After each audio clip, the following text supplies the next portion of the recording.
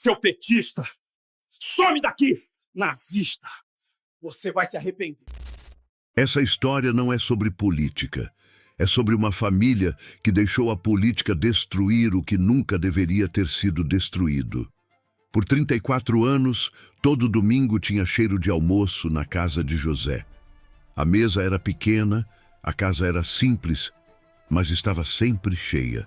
Seus 2 filhos cresceram naquela mesa, brigaram naquela mesa, riram naquela mesa, e foi naquela mesa que tudo desmoronou. Não foi uma doença, não foi dinheiro, não foi traição, foi uma eleição. E quando José olhou pela última vez para aquela mesa vazia, ele tinha uma única pergunta, a mesma que você vai se fazer no final dessa história. Valeu a pena? Carlos e Ricardo cresceram no mesmo quarto, vestiram a mesma farda na escola, jogaram bola no mesmo campo de terra. O pai, José, era um homem simples. Trabalhava em construção, não entendia muito de política, mas entendia de família. E família, para ele, era sagrado. Carlos, o mais velho, foi trabalhar cedo. Montou um pequeno negócio, lutou muito, perdeu mais ainda. E, num determinado momento da vida, concluiu que o problema do Brasil tinha nome, partido e número, e que a solução também. Ricardo, o mais novo, foi para a faculdade com bolsa. Foi o primeiro da família a se formar. Carregava isso com orgulho e carregava junto a certeza de que sabia exatamente quem tinha tornado aquilo possível e quem queria destruir. Durante anos, os 2 conviveram com aquela diferença. Tinha piada aqui, uma provocação ali, mas no fim do domingo, os 2 saíam abraçados. Até 2022. A eleição mais polarizada da história do Brasil entrou pela porta da casa de José como uma faca e foi direto na mesa do domingo. O que começou com uma discussão sobre voto virou grito. O grito virou ofensa. A ofensa virou a frase que nenhum dos 2 conseguiu desengolir depois.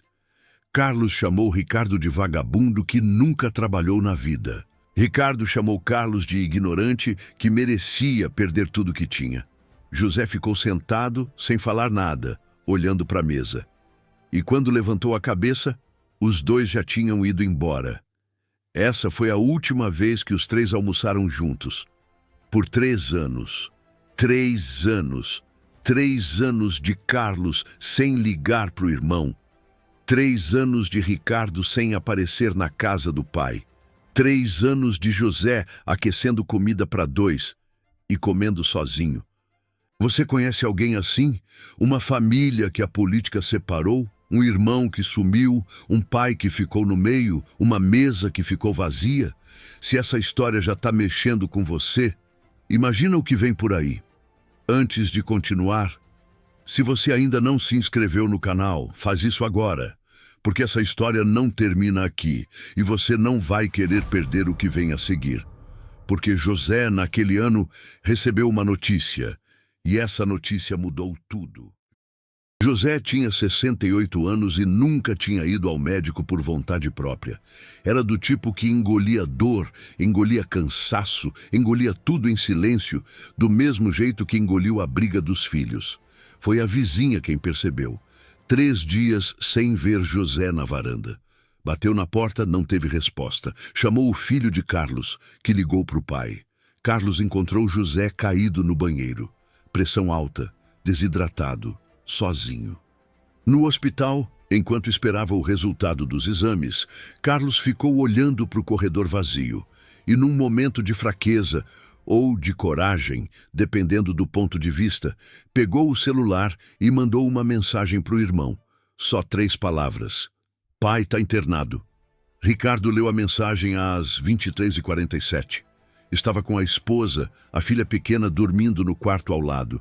Ficou parado por 1 minuto inteiro, olhando para a tela. 3 anos de silêncio, 3 anos de mágoa, 3 anos de certeza de que estava certo e o irmão estava errado.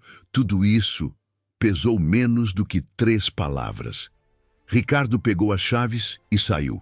Ricardo chegou no hospital às 2 da manhã. Carlos estava sentado no corredor, cabeça baixa, olheiras fundas, quando ouviu os passos e levantou a cabeça.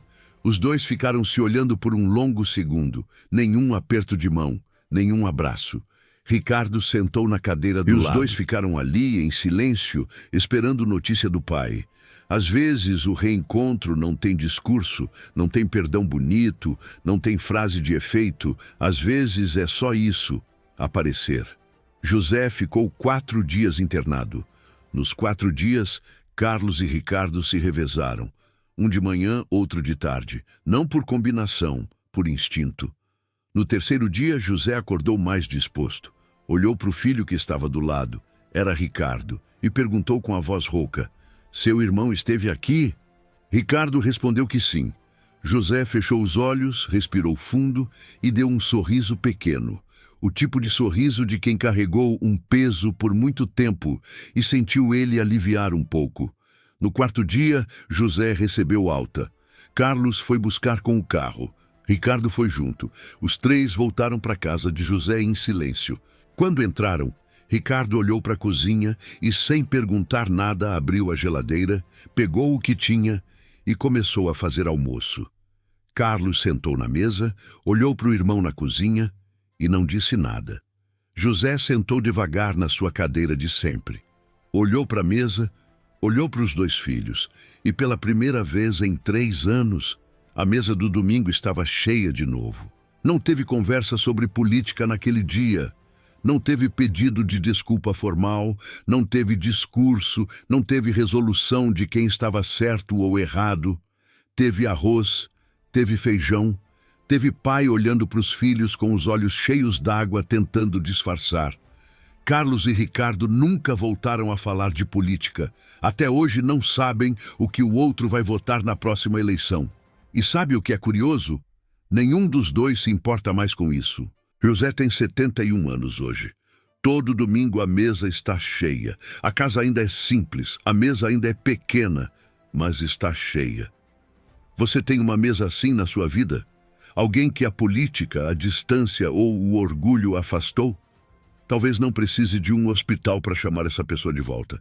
Talvez precise só de uma mensagem, 3 palavras, ou até menos. Se essa história tocou você, compartilha com alguém que precisa ouvir isso hoje. Deixa o like e se inscreve no canal. Toda semana uma história nova para lembrar que o que realmente importa sempre coube numa mesa pequena.